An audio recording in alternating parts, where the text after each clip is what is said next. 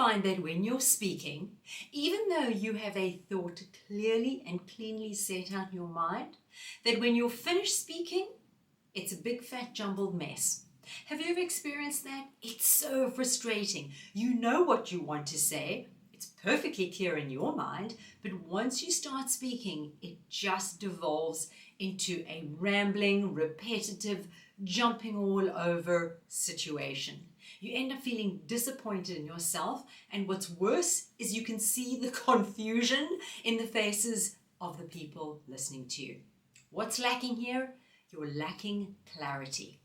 So today we're going to be breaking down exactly what clarity is as opposed to speaking clearly. We're going to focus on clarity, and I'm going to give you 6 top tips that you can put into your speaking from the end of this video to ensure you speak with clarity. All eyes on me, I shine with everything I do. Hi, I'm Jane and welcome back to my channel. Today we're going to be talking about clarity. So let's start with the definition so we're all on the same page, and I have it here.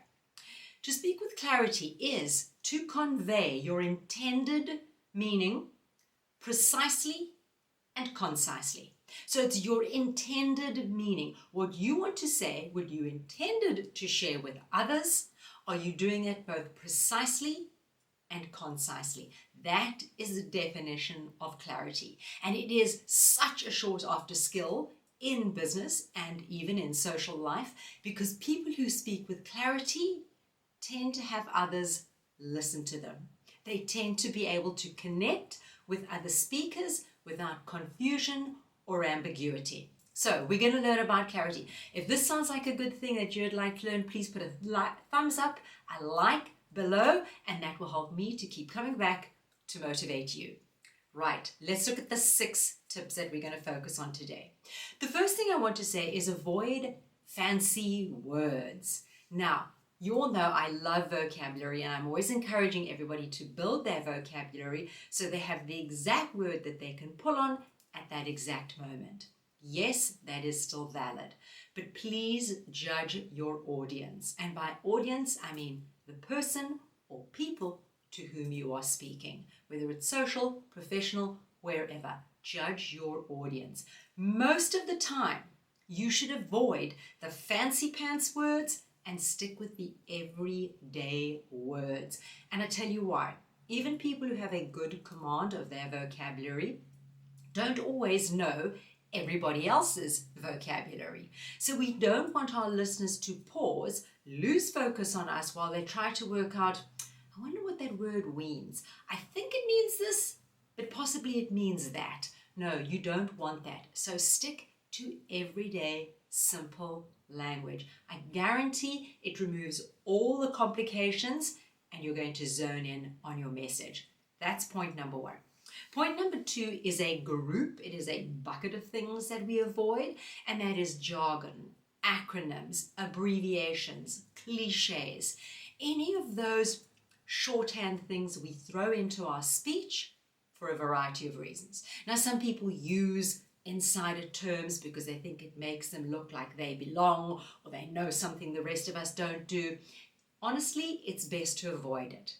Unless you're in a very small subset, say you're with a medical fraternity and you are in that industry, you're with IT people, you're with HR people, or you're in this particular kind of club, then yes, using jargon and acronyms and those things does have a place, but still be careful, because you don't know if what you understand by, say, an abbreviation or an acronym is what everybody else does.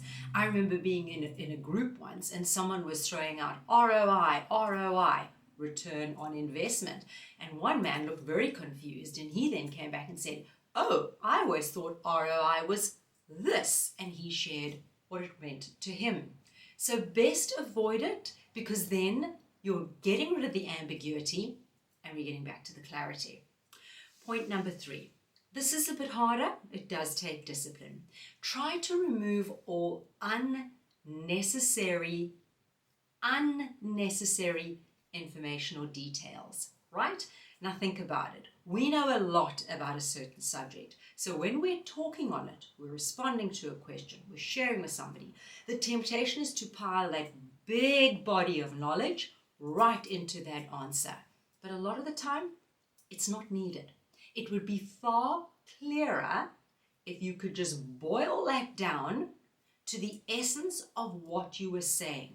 So I'm going to give you an exercise at the end how you can see to learn how to boil your language down, to distill it down to the essence. So when you speak, everybody else will listen because they know, when she speaks, she's not just rambling and waffling on. She hones in on the point, shares it, and gets out. So do be cognizant of avoiding all the filler material around the actual point. Now, the way you can imagine it is that if you had to make bullet points for something you were talking about and you were only allowed key points, that's what you should be sharing when you speak verbally and not all the extraneous information around it. The fourth thing, this can be very difficult. Share one thought at a time. I have seen so many people's messaging derail because they jump around from thought to thought to thought. And this is natural. We all know a lot about our subject. As I said, we want to pack it in. But if you can't pick one thought and follow it through from beginning to end, you are asking everybody else who's listening to you to keep up on this bunny hopping with you. It doesn't make sense. So if you stick with one thought, you have people on board and they're there for the ride. But if you start one thought and then you jump to this and then you digress to that and then you ramble off here, what happens is people become fatigued. They're not going to put in this much effort, this much work. So they stop listening and nobody's paying attention to you. So pick one thought and stick with it. Number 5, finish your sentences. This happens all the time, particularly to the people who do the bunny hopping. So if you have your train of thought going, finish each sentence. Again, I've seen so many people derail because they start off with a very long, rambling, complex sentence with 5 subordinate clauses, and halfway through, they don't know where they're going with it, and it peters out, and then they're on to the next thing. So the way you deal with this is speak in simple sentences. Simple sentence, beginning, middle, end. Just state it clearly. Don't overcomplicate it, and stick with that thought from beginning to end. One sentence, beginning to end. I guarantee those things work, and you won't allow yourself to be sidetracked because you've got that simple sentence, and if you pause, period at the end, you stop, and you find that you're tempted to start digressing, no, you can pull yourself back, and in the next sentence, set yourself up, and off you are again, still on that train of thought. Finish your sentences. Number 6 is practice structure.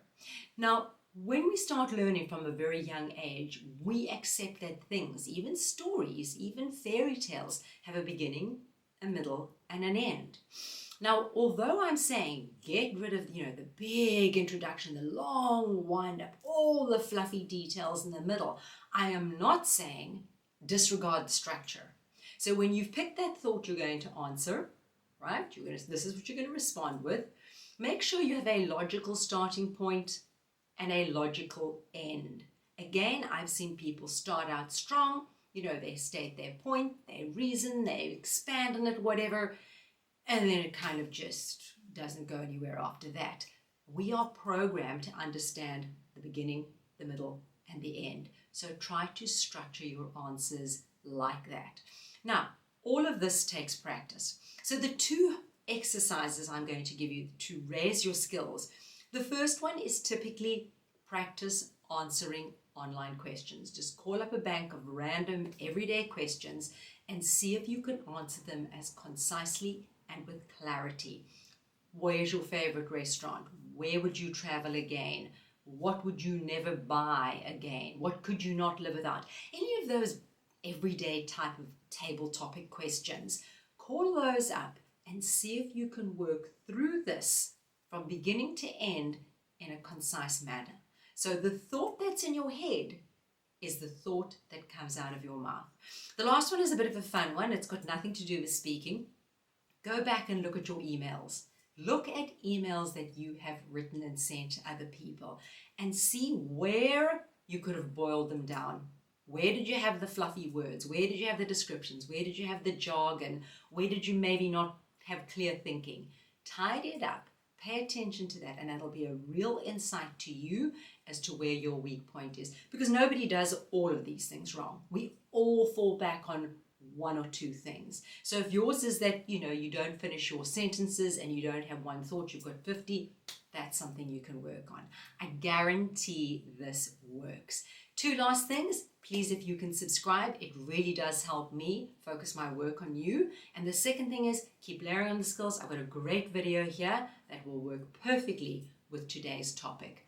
I guarantee this works. Thank you for your time. I'll see you next week. All eyes on me. I shine